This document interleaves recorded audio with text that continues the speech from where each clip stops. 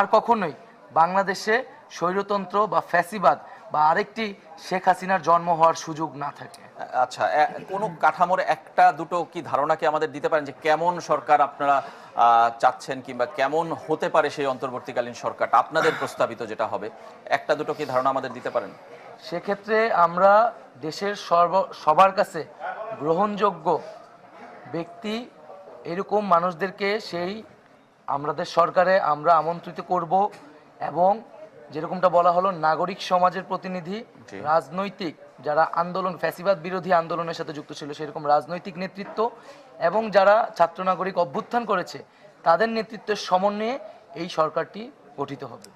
আমরা কিন্তু গতকালকে একটা খসড়া রূপরেখা আমাদের ফেসবুক পোস্টের মাধ্যমে জানিয়েছিলাম, যেটার চূড়ান্তটা আজ 8টায় ঘোষণা হবে। সেই খসড়া রূপরেখা যদি আমি একটু শোনাই, সেখানে জরুরি অবস্থা, সামরিক শাসন কিংবা এমন কোনো ব্যবস্থা যা ফ্যাসিবাদকেই সার্ভ করে তা ছাত্র জনতা মেনে নেবে না। ছাত্র নাগরিক অভ্যুত্থানের নেতৃত্বই হবে অন্তর্বর্তীকালীন সরকারের মূল অংশীদার। নতুবা নতুন বাংলাদেশ গঠনে ছাত্র জনতার আশাকাঙ্ক্ষার প্রতিফলন নিশ্চিত করাই হবে তাদের দায়িত্ব।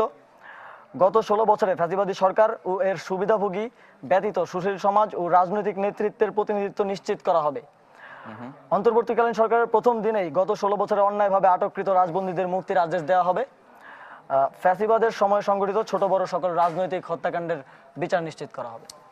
এই সঙ্গে কি এটাও কি আপনারা দাবি করবেন যে এই সময়টাই আপনাদের আন্দোলন চলাকালীন বেশ কিছু সরকারি রাষ্ট্রীয় স্থাপনা ভাঙচুর হয়েছে, আজকেও আমরা দেখেছি বেশ কিছু জায়গায় লুটপাট হয়েছে, বেশ কিছু সরকারি স্থাপনা, রাষ্ট্রীয় স্থাপনা, সেগুলো কি এই আন্দোলনে আপনারা সমর্থন করেন, কিংবা সেগুলোর বিচারও কি আপনারা চান? আমরা বিপ্লবী ছাত্র জনতার প্রতি আহ্বান জানাচ্ছি যাতে তারা শান্তিপূর্ণভাবে ঢাকায় রাজপথে অবস্থান করে, আমাদের সরকারের বা আমাদের জায়গা থেকে চূড়ান্ত ঘোষণা না আসা পর্যন্ত তারা শান্তিপূর্ণভাবে রাজপথে অবস্থান করে, এবং যে কোনো ধরনের উস্কানি, সাম্প্রদায়িক হামলা এবং লুটতরাজকে এই ছাত্র জনতাকে রুখে দেওয়ার আহ্বান আমরা জানাচ্ছি। আমাদের রাষ্ট্রীয় সম্পদকে আমাদেরই রক্ষা করতে হবে। এই দেশ এবং এই রাষ্ট্রীয় সম্পদ এখন সব কিছুর মালিক এই দেশের জনগণ। তো সকলের প্রতি আহ্বান থাকবে যাতে এই সুযোগে কেউ লুটপাটের সুযোগ না পায়, এবং সেই জিনিসটাকে রুখে দিতে হবে, এবং ছাত্র জনতা শান্তিপূর্ণভাবে ঢাকার রাজপথে অবস্থান করবে। তার মানে আপনারা বলছেন যে রাজপথে যে বিজয়ের জন্য আপনারা শাহবাগে যাওয়ার কথা বলেছিলেন, আজকে ঢাকায় আসতে বলেছিলেন মানুষকে সারা দেশ থেকে, এবং শাহবাগ শহীদ মিনার থেকে শাহবাগ আসার কথা ছিল, সেই জায়গাগুলো এখন পূরণ হয়েছে, কিন্তু রাজপথ ছেড়ে আপনারা এখনো যাচ্ছেন না, আপনারা রাজপথে থাকছেন। সেটা কি অন্তর্বর্তীকালীন সরকার গঠন হওয়া পর্যন্ত আপনাদের প্রস্তাবিত, নাকি তারপরেও আমি বলবো যে আসলে প্রতিদিন তো আসলে সম্ভব না হয়তো, কিন্তু সরকারের এই বৈষম্য দূর হওয়া পর্যন্ত আপনারা নজরদারির মধ্যে রাখবেন সবকিছু, এরকম ঘোষণাও আপনারা দিতে চাচ্ছেন? অবশ্যই আমাদের যে কমিটমেন্ট, আমরা যে প্রতিশ্রুতি জনগণের কাছে করেছি যে আমরা একটি নতুন রাজনৈতিক বন্দোবস্ত করতে চাই, সেক্ষেত্রে সংবিধান থেকে শুরু করে প্রশাসনিক কাঠামো এবং রাষ্ট্রীয় আরো যে নিপীড়নমূলক ব্যবস্থা রয়েছে যেটা ফ্যাসিবাদকে সমর্থন করেছে, নির্বাচন কমিশন বলি কিংবা অন্যান্য সংস্থা, সেই সকল কিছুর পুনর্গঠন করতে হবে। তার আগ পর্যন্ত কিন্তু, এবং সর্বশেষে একটি সুষ্ঠু নিরপেক্ষ নির্বাচনের মাধ্যমে জনপ্রতিনিধিত্ব নিশ্চিত করে গণতান্ত্রিক বাংলাদেশ উপহার দিতে হবে। তার আগ পর্যন্ত কিন্তু বিপ্লবী ছাত্র জনতাকে অবশ্যই এই সরকার বা এই কমিটমেন্টের প্রতি তাকে আস্থাশীল থাকতে হবে এবং নজরদারি রাখতে হবে। আচ্ছা, আর কেউ কিছু? আমি আমার জায়গা থেকে একটি জিনিস অ্যাড করতে চাই, আসলে যে বাংলাদেশের মানুষ যারা রয়েছেন তাদের উদ্দেশ্যে বলতে চাই, আমরা হয়তো কয়েকজন মানুষ আমাদের জায়গা থেকে শুরুটি করেছিলাম, কিন্তু তাদের উপস্থিতি যদি না থাকতো আজকের এই দিনটি কখনো আমাদের সামনে আসতো না, এটা কোনোদিনও সম্ভব ছিল না। তাই আলটিমেটলি আজকে যা হয়েছে সেটা সম্পূর্ণ আসলে ক্রেডিটটি বাংলাদেশের মানুষের। আজকে যদি যেভাবে সকালটি শুরু হয়েছিল, আমরা দেখেছি ঢাকা মেডিকেলের সামনে কি হয়েছে, চানখারপুলের সামনে কি হয়েছে, আমাদের সমন্বয়কদের দিকে তাক করে গুলি ছোড়া হয়েছে। হয়তো তাদের মধ্যে কেউ আজকে এখানে থাকতে নাও পারতেন, ভাগ্যক্রমে বেঁচে গিয়েছেন। সেই জায়গা থেকে আজকে এমন একটি দিন এই পর্যায়ে আমরা রয়েছি, এটি শুধুমাত্র সম্ভব হয়েছে বাংলাদেশের আপামর জনতা তাদের প্রাণের দাবিতে এই ফ্যাসিবাদ উৎখাত করার জন্য যখন রাস্তায় নেমে এসেছে। এজন্য আমরা আমাদের সর্বোচ্চটুকু দিয়ে এই ক্রেডিটটি তাদেরকে দিতে চাই, এবং তাদেরকে বলতে চাই শুধুমাত্র এটি শুরু হয়েছে, এটি বাস্তবায়ন করার জন্য তাদের সবচেয়ে বড় ভূমিকাটি পালন করতে হবে। কারণ কোনোদিন একা ভাই 10 জন 20 জন মিলে একটি রাষ্ট্রকে সামনের দিকে এগিয়ে নিয়ে যাওয়া যায় না। প্রত্যেকটি মানুষকে তার নিজের জায়গা থেকে সর্বোচ্চ চেষ্টাটি করতে হবে, অন্যায়ের প্রতিবাদ করতে হবে। আমরা হাসনাত আব্দুল্লাহর কাছেও জানতে চাই, এখানে একটা প্রশ্ন প্রথমে, যে কে সবার আগে প্রথম যেদিন আন্দোলন শুরু হয়েছিল সেদিন কে ছিলেন সবার আগে? সে আচ্ছা, আজকে আমি এটা বলছিলাম যে ঢাকা বিশ্ববিদ্যালয়ের আমরা মসজিদের মানে সেন্ট্রাল লাইব্রেরির পাশে যে আমাদের যে সোশ্যাল সায়েন্সের একটা বিল্ডিং রয়েছে, সোশ্যাল সায়েন্স এবং সেন্ট্রাল লাইব্রেরি বিল্ডিং এর মাঝে একটা বসার একটা জায়গা করা হয়েছে।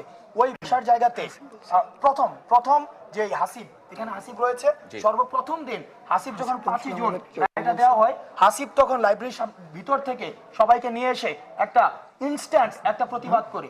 তারপরের দিন এসে এই যে হাসিব, তারপরে হচ্ছে ওই যে মুয়াজ্জামরা ছিল, তারা হচ্ছে প্রতিবাদটা জানান। আজকে এই জায়গায় দাঁড়িয়ে আমরা এমন একটি বাংলাদেশের স্বপ্ন দেখি। দেখেন আজকে এই বাংলাদেশে রাজনীতি, এই যে সবাই মানুষগুলো চলে আসছে, সবাই বলে মত প্রকাশের স্বাধীনতা চায়, কিন্তু আমি বলতে চাই আমি এমন একটি বাংলাদেশের স্বপ্নের জন্য আন্দোলনটি করেছি, আমি দ্বিমত প্রকাশের স্বাধীনতা চাই। অর্থাৎ প্রত্যেকটা নাগরিক যেন সে দ্বিমত প্রকাশ করতে পারে, ভোটের অধিকার নিশ্চিত করতে পারে। আচ্ছা, তার মানে সেদিন ছিলেন হাসিব। হাসিবের কাছ থেকে একটু শুনতে চাই। হাসিব, সেদিনের অভিজ্ঞতাটা কি একটু বলবেন, যে আপনি কি সন্তুষ্ট? আপনারা যে আন্দোলন শুরু করেছেন সেটা তো এখন অনেক বড় আকার ধারণ করেছে। দেখুন, আমি যেটা বলতে চাই সেটা হচ্ছে যে এই আন্দোলনটা কিন্তু আমরা ইচ্ছা করে আসলে শুরু করিনি। দেখুন, হাইকোর্টের একটা রায়ের পরিপ্রেক্ষিতে কিন্তু আমাদের আন্দোলনটা শুরু হয়েছিল। আমরা শুরুতেই যখন হাইকোর্টের রায়টা আসলো, আমরা আসলে খুবই হতাশ হয়েছিলাম। আমি বাকির ভাইকে পার্সোনালি ফোন করেছিলাম যে ভাই আসলে একটা প্রতিবাদ করা দরকার। তৎক্ষণাৎ হচ্ছে আমার যে বন্ধু আছে রিফাত রশিদ, তাকে আমি ফোন করে বললাম একটা ফেসবুক গ্রুপ খোলার জন্য। আপনারা সকলেই জানেন যে কোটা পুনর্বহাল চলবে না, একটি ফেসবুক গ্রুপ ছিল। এরপরে গ্রুপ থেকে ঘোষণা করা হয় লাইব্রেরির সামনে হচ্ছে সেদিন সন্ধ্যাবেলা আমরা মাত্র 4-5 জন ছিলাম। আসিফ ভাই ছিলেন এখানে, নাহিদ ভাই ছিলেন, এরপরে আরো অনেকেই ছিলেন ক্যাম্পাসের শিক্ষার্থীরা। আমরা ভাবতেছিলাম আসলে যে আমরা যে প্রতিবাদটা করব 4-5 জনে, আমাদের উপর কোনো হামলা হবে কিনা, কিংবা আমাদেরকে মুক্তিযুদ্ধ বিরোধী বলা হবে কিনা, এই একটা শঙ্কা ছিল। এরপর আমি কয়েকজনকে নিয়ে সাথে নিয়ে আমি সেন্ট্রাল লাইব্রেরির মধ্যে প্রবেশ করি এবং সবাইকে যখন ডেকে আনলাম, নিচে বাকের ভাই এবং নাহিদ ইসলাম ভাই তারা স্লোগান দিতেছিল। এরপরে কিন্তু তাদের যে স্লোগান, এবং আসিফ মাহমুদ ভাই তারা স্লোগান দিতেছিল, এবং আমি লাইব্রেরির ভিতরে যখন ডাকলাম এবং নিচ থেকে যখন স্লোগান হচ্ছে, এই যে আমাদের একটা সম্মিলিত প্রচেষ্টা, এর মধ্যেই কিন্তু হাজার হাজার শিক্ষার্থীদের একটা স্বতঃস্ফূর্ত অংশগ্রহণ কিন্তু আমরা দেখতে পেয়েছি। এবং আমাদের যে আজকের যে আন্দোলনটা, আমাদের অনেক ভাইদেরকে গুলি করে হত্যা করা হয়েছে। রংপুরে আবু সাইদ ভাইকে আপনারা সবাই দেখেছেন যে কিভাবে গুলি করে হত্যা করা হয়েছে। মিরপুরের মুগ্ধ যখন পানি বিতরণ করছিল, তো সে পানি লাগবে কিনা জিজ্ঞাসা করতে করতে এরপর তাকে শহীদ করা হয়েছে। আমরা সকল শহীদের প্রতি শ্রদ্ধা জ্ঞাপন করছি এবং আমরা আমাদের চূড়ান্ত যে লক্ষ্যটা ছিল সেই লক্ষ্যটা আমরা কিছুটা হলেও অর্জন করেছি, আমরা বলতে পারি আর কি।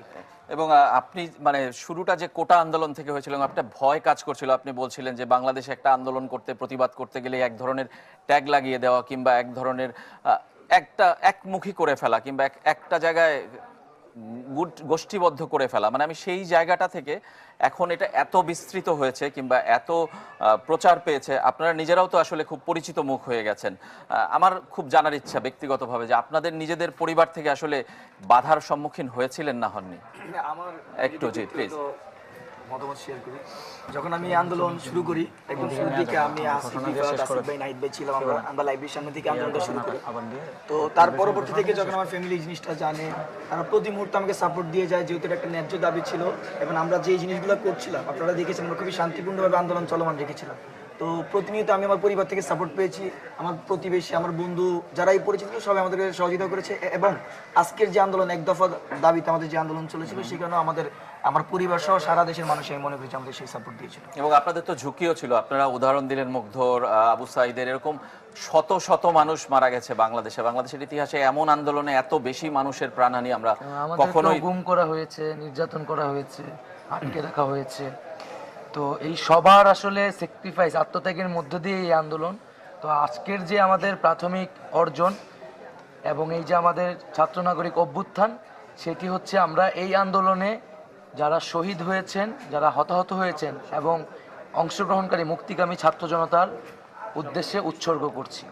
অবশ্যই তাদের জন্য আপনাদের কোনো চাওয়া কিংবা কোনো দাবি আছে কিনা, যারা মারা গেছেন, যারা আপনাদের এই আন্দোলনে ছিলেন, সঙ্গী ছিলেন? যারা এই আন্দোলনে শহীদ হয়েছেন তাদেরকে আমরা এই বাংলাদেশের জাতীয় বীর হিসেবে ঘোষণা করব, এবং তাদের পরিবার এবং যারা হতাহত হয়েছে তাদের সকলকে রাষ্ট্রীয়ভাবে সুযোগ সুবিধা দেওয়া হবে এবং মর্যাদা দেওয়া হবে। মোয়াজ্জেম, আপনিও কিছু বলতে পারেন, সেদিন প্রথম ছিলেন, আপনি মাইক্রোফোনটা নিয়ে বলবেন কাইন্ডলি। জি, আমার হচ্ছে আমি সেকেন্ড দিন থেকে শুরু করি। আচ্ছা, second আমি দিন। সায়েন্স লাইব্রেরি প্রতিনিধি হিসেবে আমি প্রথম জয়েন করি এবং আমার সায়েন্স লাইব্রেরি থেকে আমরা প্রথম মিছিলটা বের করি। তো আমি যেহেতু 46 বিএসএসে আমি রিটেন প্রত্যাশী, আমার সামনে রিটেন, তো আমাকে প্রথমে হলে যা নিষেধ করে দেয় ছাত্রলীগ এবং তখন আমাকে অনেক বেশি প্রেশার ক্রিয়েট করে, যার ফলে হচ্ছে আমার অনেক বেগ পেতে হয়েছে।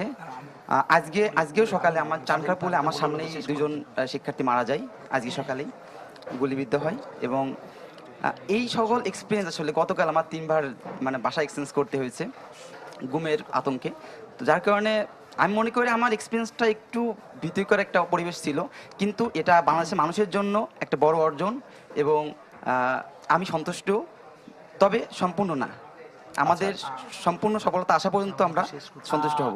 আমরা একটু একটা ঘোষণা জাতির উদ্দেশ্যে দিয়ে আমরা শেষ করতে চাই। Please. ঘোষণাটা হচ্ছে, আমরা 8টায় আমাদের যেই অন্তর্বর্তীকালীন জাতীয় সরকার যে রূপরেখা আমরা ঘোষণা করব, আজ 8টায় সার্ক ফুয়ারা কারওয়ান বাজারে আমরা সেটি ঘোষণা করব।